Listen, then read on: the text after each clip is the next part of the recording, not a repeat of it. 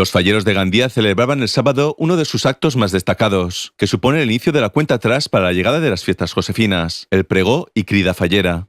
La jornada arrancaba con un pasacalle que recorría varios puntos de la ciudad, en un intento de expandir las celebraciones falleras a toda Gandía. Como ya es tradicional en los últimos años, el Torreón del Pino era el lugar elegido para la lectura del pregón, que este año ha estado protagonizada por el médico deportivo Chimo Mas, que hacía un llamamiento para que los falleros se preparen para la fiesta. És important escalfar, però no em referisc a la casalleta perquè entre millor el dinar o el sopar.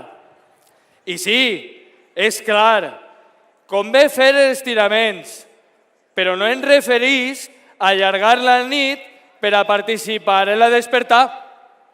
I sí, és clar, calen també abdominals i més d'una flexió per a poder lluir de nou el vestit sense patir.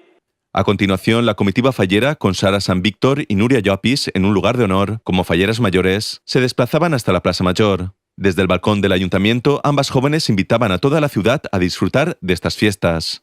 En la nostra innocència i ganes de festa.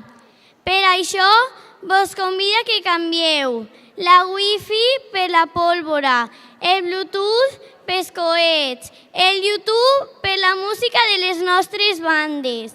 En definitiva, assaborir tots aquells elements que li donen a la festa fallera eixe caràcter tan únic i especial.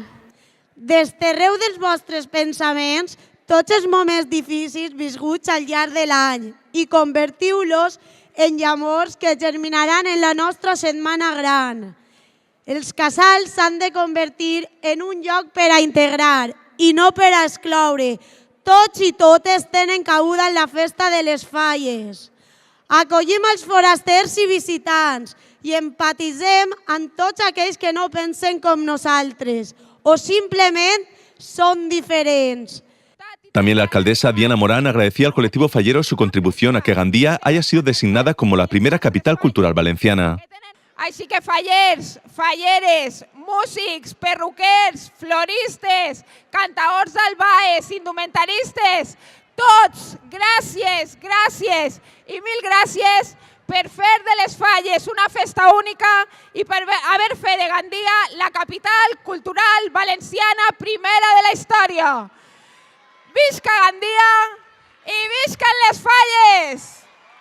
Para concluir esta cita tan marcada en el calendario, se realizaba el tradicional baile en el Museu Faller, que abrían autoridades municipales con los 23 presidentes y reinas falleras.